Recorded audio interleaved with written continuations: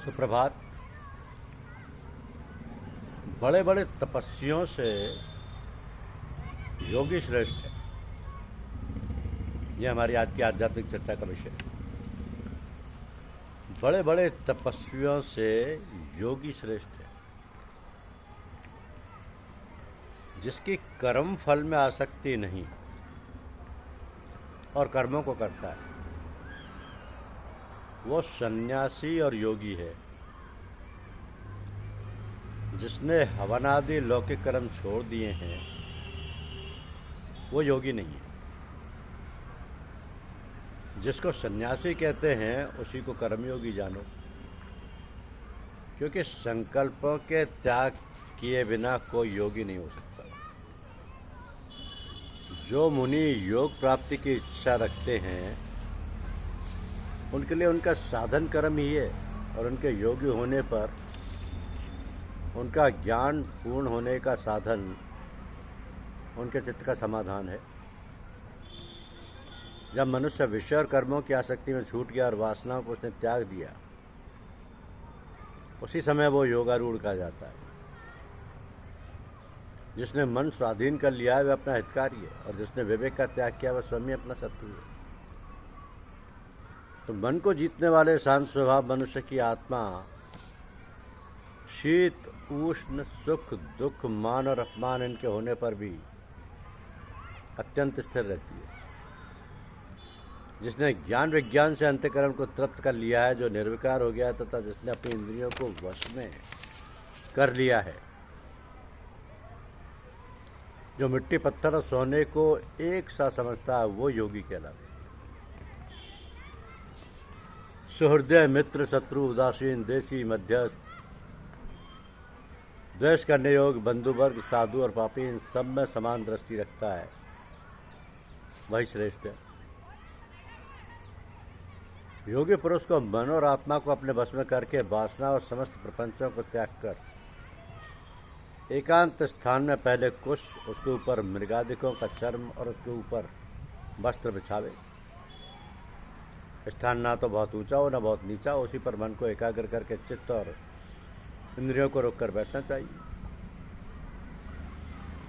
आत्मशुद्धि के लिए योग करना चाहिए।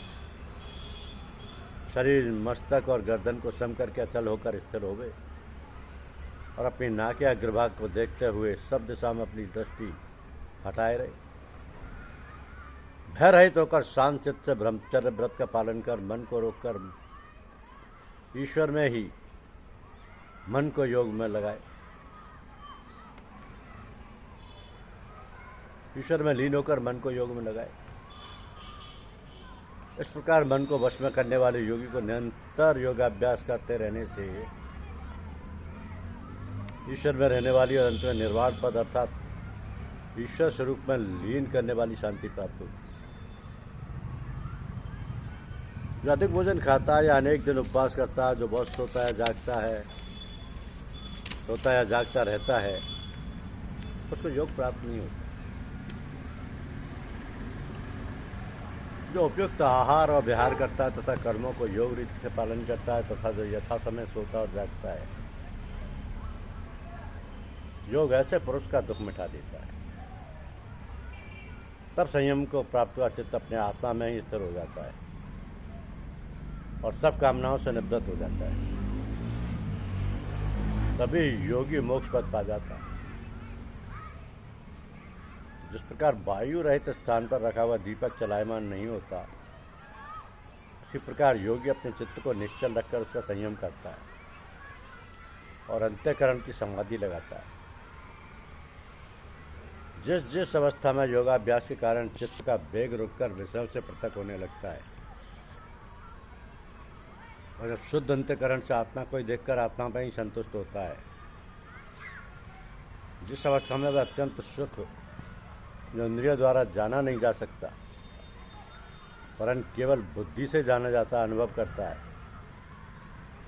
और जब वह योगी आत्मस्वरूप में स्थित हो, उससे विचलित ना हो, जिस अवस्था को पाकर फिर और कोई बड़ा भारी दुख से वहाँ से चलायमान नहीं कर सकता,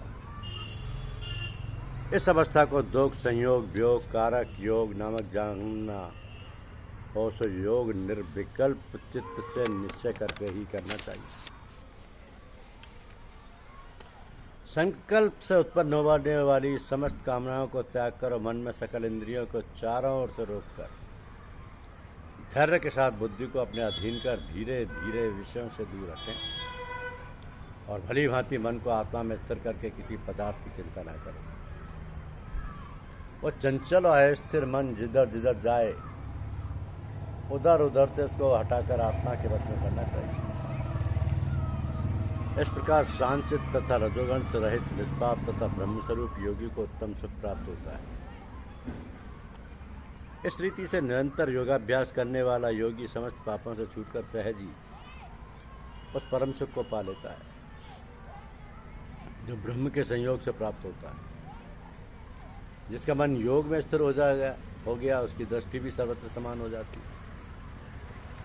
वो सब प्राणियों में अपने को और अपने मन में सब प्राणियों को देखता है।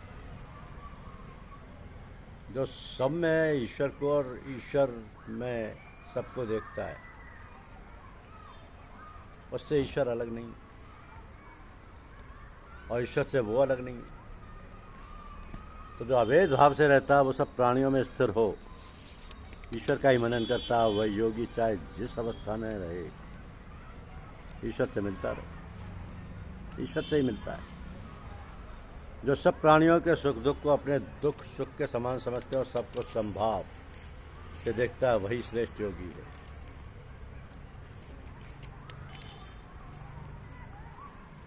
वही श्रेष्ठ योगी है। ये मन बड़ा ही हठी पराक्रमी और दृढ़ है। इसका अधीन रखना तो वायु को बांध कर रखने के समान प्रतीत होता है। इसमें संदेह नहीं कि मन अति चंचल और उसको वश में करना बड़ा ही कठिन है। फिर भी अभ्यास और वैराग्य से अधीन कर लिया जा सकता है। जिसका मन वश में नहीं उसका योग अत्यंत दुर्लभ है। परंतु मन को वश में करने वाले प्रयत्न करते रहने से उसके उपाय द्वारा इस योग को प्राप्त कर सकते हैं। जिसमें श्रद्धा तो है पर जो योग प्राप्त करने में सफल नहीं हुआ और जिसका योग चित्त से विचलित हो गया है वो योग सिद्धि नहीं पाने से किस गति को जा पहुंचता है। जिसका पहला आश्रय भी गया और ब्रह्म प्राप्ति भी नहीं हुई वह दोनों ओर से भ्रष्ट होकर विच्छिन्न मेघ के समान नष्ट तो नहीं होता।